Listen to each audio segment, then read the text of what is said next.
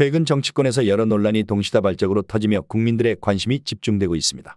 윤석열 대통령의 체포영장 재발부와 헌법재판소의 탄핵심판 재판이 여전히 뜨거운 쟁점으로 떠오르는 가운데 오늘은 또 다른 사법적 이슈인 이재명 더불어민주당 대표의 재판이 열렸습니다.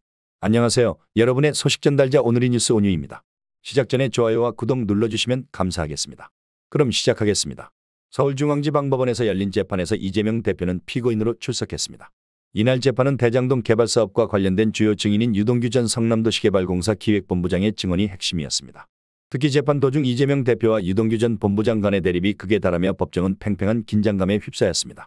이날 재판에서 유동규 전 본부장은 이재명 대표를 향해 왜 째려보느냐며 감정을 숨기지 못한 채 고성을 질렀습니다.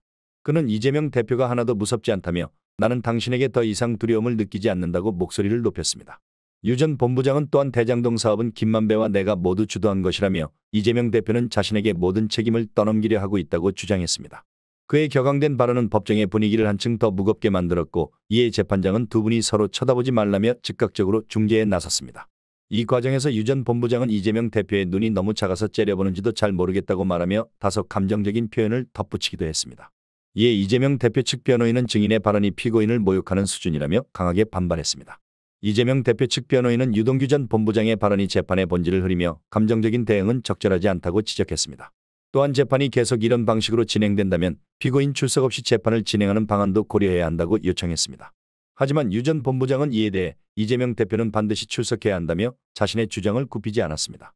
그는 피고인이 재판에 직접 참석하지 않는다면 국민들에게 올바른 메시지를 전달할 수 없을 것이라고 강조했습니다.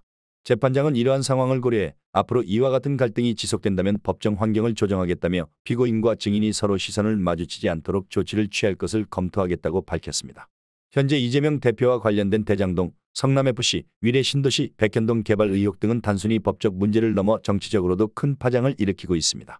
지금의 재판은 국민들의 관심을 한몸에 받고 있지만 복잡한 사안과 긴 심리 과정을 고려할 때 최종 결론까지는 상당한 시간이 소요될 것으로 예상됩니다. 일부 법조계 전문가들은 이번 재판이 최소 5년 이상 지속될 가능성이 높다고 전망하기도 했습니다. 이날 재판과 더불어 정치권에서는 윤석열 대통령과 이재명 대표를 둘러싼 사법적 논란이 더욱 심화되고 있습니다.